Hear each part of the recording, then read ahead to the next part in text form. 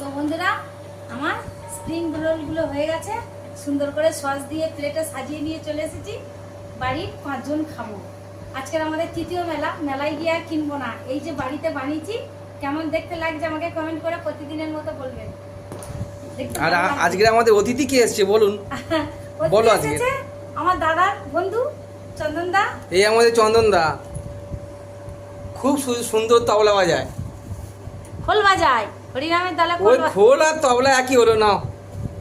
Spring রোলগুলো কেমন বন্ধুরা, কেমন হয়েছে স্প্রিং রোল?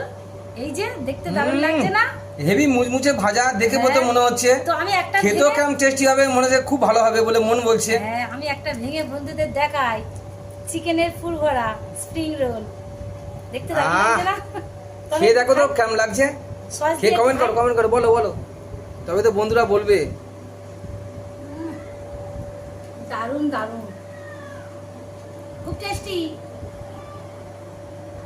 এইভাবে বানালে বাড়িতে আর বাজারে কিনে খেতে হবে না। খুব সুন্দর হয়েছে বন্ধুরা, এইভাবে বানিয়ে খাবেন, মেলায় গিয়ে আর খেতে হবে না। দারুণ খেতে হয়েছে। সব মেলার সময় সবাই একটা টাটা দিয়ে দিন।